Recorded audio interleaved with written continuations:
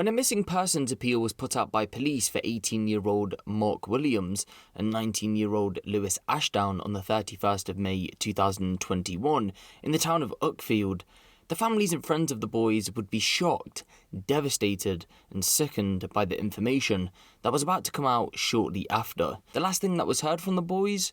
Well, according to a spokesperson from the Sussex Police, they would go on to say, quote, Mark called his family at around 11:30 p.m. on the 29th of May 2021 to say that he was walking home but did not arrive. Officers and families are concerned for Mark and Lewis and want to ensure their welfare.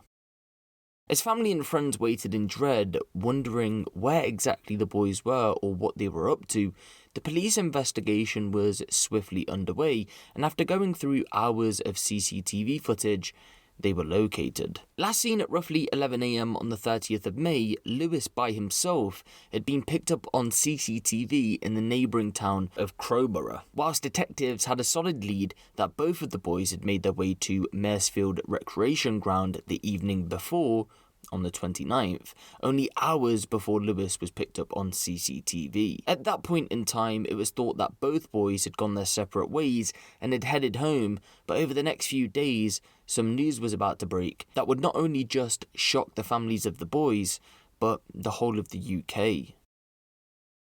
The investigation was now fully underway, and although the police still thought that Lewis was missing, a search of his home proved different. Once police did a quick spin of his bedroom, blooded clothes were found in his wardrobe. That blood belonged to none other than Mark Williams. Thanks to fast-time forensics, they were able to establish this quickly, and now a murder investigation was underway. But still at this point in time, neither of the boys had been located as of yet. When Lewis was eventually hunted down by police at a friend's address in Eastbourne, he was subsequently arrested. His friend had also been questioned by police, and what he told them was something quite literally out of a slasher movie. You see, what had happened was both Lewis and his friend had begun to drink Jack Daniels, which was followed by a confession by Lewis, confirming that he had in fact killed Mark Williams. Annoying is what Lewis said the motivation was behind his attack. This friend would relay the confession to the police. I took a knife out with me. I wasn't sure whether to do it, but it felt right in the moment, and I just wanted to do it. I felt good about doing it, and Mark, well, yeah, he deserved to die. I thought about killing him before, and I wanted to do it. In fact, I'm glad that I did it. This confession came with laughter and the viewing of not one, but several videos of the brutal murder that in total were recorded on Lewis's phone over the period of an hour. In these clips, too graphic to even be shown later on in court, Lewis was heard laughing, saying, quote, "I've done something terrible." Mark was seen and heard begging for his life in the videos after a knife had been plunged into his back with a kitchen knife. The commentary Lewis gave to his friend in person while showing him the videos was, quote, "He was begging for help and I just wanted him to shut up. I felt the urge to kill and I didn't want to stop." The friend later told police, "He ripped Mark's eyes out, proper psychotic stuff." Continuing, "I was going into shock and I wanted to tell someone." Of course, when the police showed up hours later, he did exactly that. Mark had still yet to be found though. But after police with dogs, family and friends were out searching key locations, he was eventually found in a remote woodland in Fairwarp. Lewis Ashdown was then questioned about what exactly happened to Mark, but he denied knowing anything. Either way though, he was subsequently charged with murder and possession of an offensive weapon, to which a couple of months later he would plead guilty to. In a recent sentencing hearing at Lewes Crown Court, it was heard that the boys had initially met each other via YouTube, believe it or not. Mark had posted parkour videos of himself on the platform, and from there the two were said to have gotten pretty close to each other. They'd been friends for roughly 6 months leading up to the murder itself, and were said to have gone on multiple nights out enjoying each other's company.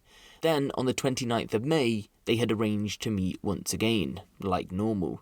Mark was said to have brought beer, whiskey and coke in preparation, but when Lewis discovered that Mark was bringing his younger brother, well, let's just say he didn't like that idea, so he abandoned the night out. Later on that night though, Lewis messaged once again asking to meet up, and so they did. This time though, it wasn't at the recreation ground like originally planned, it was at the Fairwarp field. Once there, it's thought that Lewis encouraged Mark to drink huge amounts of alcohol, telling him the drink didn't have alcohol in it. To this, Mark was said to have become blackout drunk and then started to vomit. He was even quoted at this point as saying, "Help, help, can you get me an ambulance?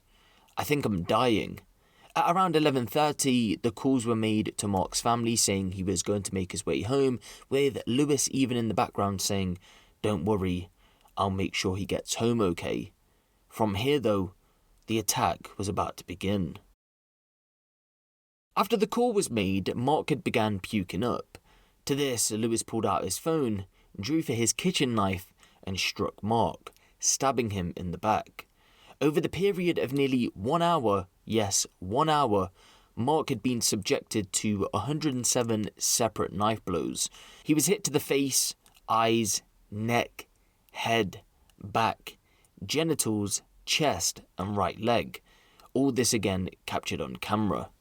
Lewis was then captured kicking Mark's head in like a football, beating him and hitting him over the head with a tree branch.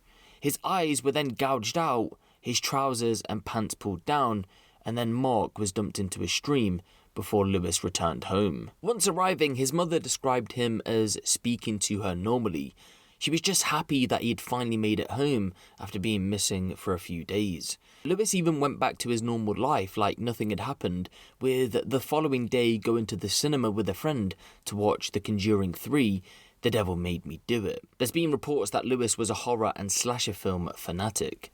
The movie, the third in a trilogy of horror movies, is described as a killer brutally stabbing someone to death while allegedly in the grips of demonic possession, something that in part resembled something that he had just done himself in real life. Now, although he pled guilty to the charges that were brought against him, Lewis's reasoning behind the attack is that he said Mark had made sexual advances towards him, but the judge didn't believe his explanation.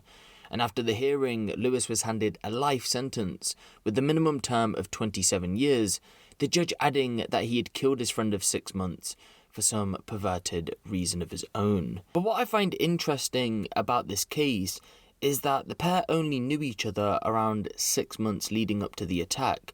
So let's just say December of 2020.